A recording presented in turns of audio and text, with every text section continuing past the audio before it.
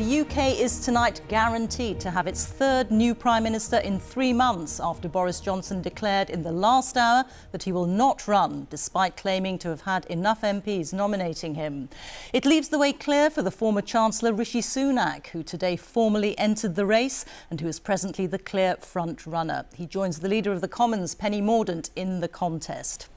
Well, our political editor, Chris Mason, broke the news of Boris Johnson pulling out a few minutes ago, and he joins me here now. Chris, we've been hearing all weekend that Boris Johnson had the nomination, so this announcement is quite the surprise. He has spent the entire weekend just where he delights in being, which is at the centre of attention, asking the very question that has hung over the air at Westminster for the best part of 20 years, on and off, which is what will Boris Johnson do next. So he spent the weekend speaking to lots of Conservative MPs, flew back from the Caribbean in order to do so. But what was increasingly striking was that he wasn't gathering much momentum. Now, he says tonight he had cleared the threshold in order to stand tomorrow. It's something of a vintage Boris Johnson statement actually published in the last hour, in which he says that he thinks he could have won and he thinks he could have led the Conservatives to victory at the next general election.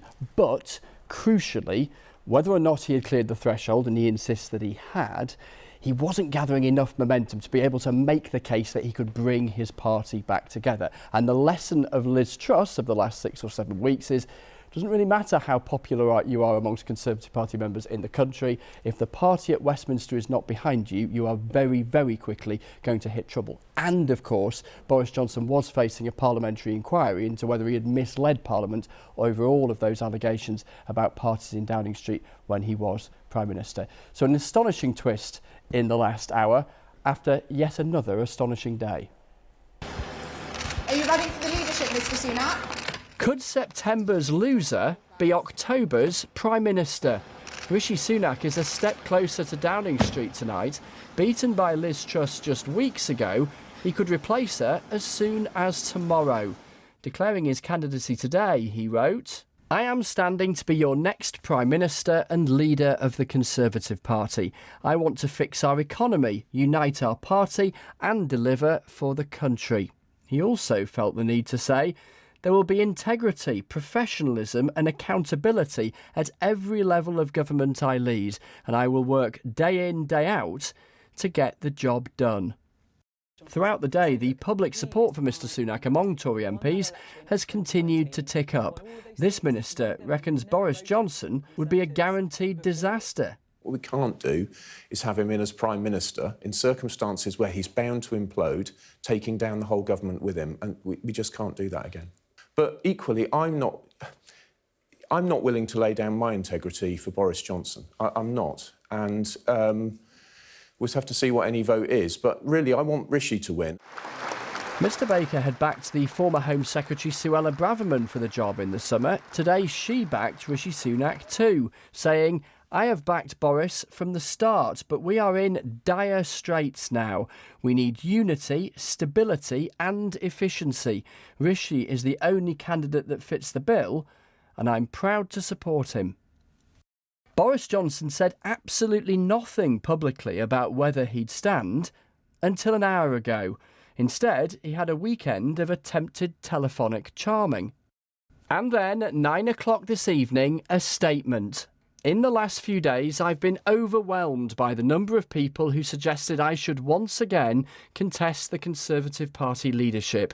I believe I am well placed to deliver a Conservative victory in 2024, and tonight I can confirm that I have cleared the very high hurdle of 102 nominations, including a proposer and a seconder, and I could put my nomination in tomorrow. There is a very good chance that I would be successful in the election with Conservative Party members and that I could indeed be back in Downing Street on Friday. But in the course of the last days, I have sadly come to the conclusion that this would simply not be the right thing to do. You can't govern effectively unless you have a united party in Parliament." All weekend the clock had been ticking, even the business secretary's personalised one.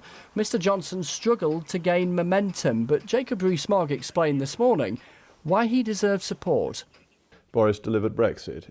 He supported Ukraine, and standing up to Russia was the first world leader to do that, and he got us through a pandemic. He won a majority of 80.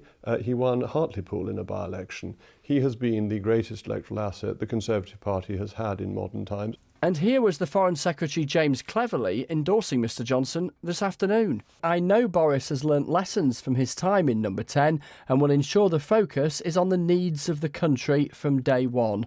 I will be supporting him to return to the role of PM. This election for our next Prime Minister excludes the best part of 70 million people and currently involves around 360 people, Conservative MPs. And it's been rather noisy.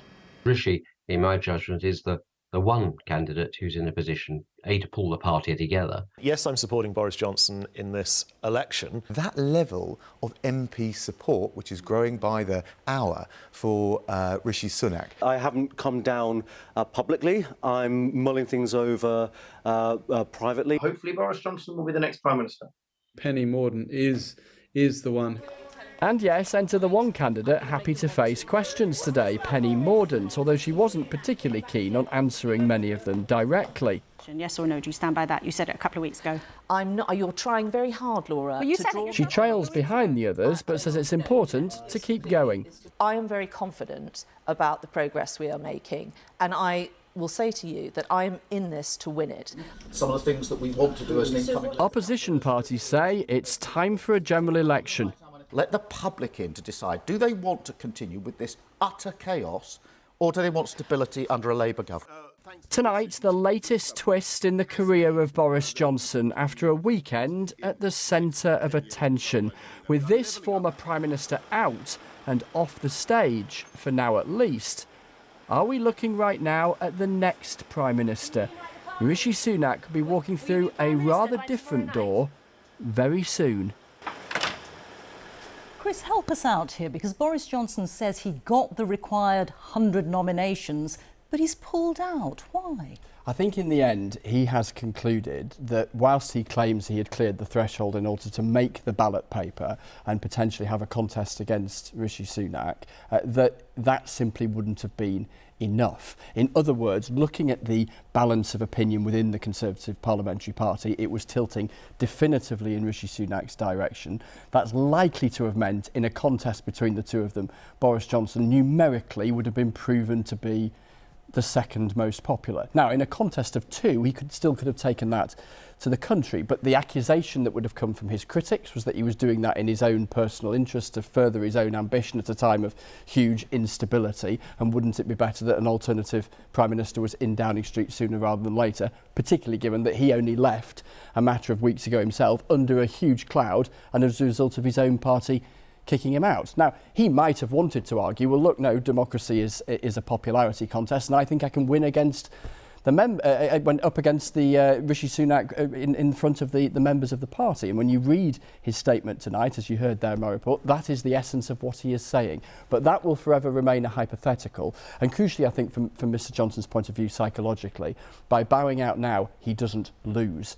Clearly he doesn't win, but he isn't defeated in the eyes of any electorate, i.e. either the electorate of the Conservative Parliamentary Party or that of party members.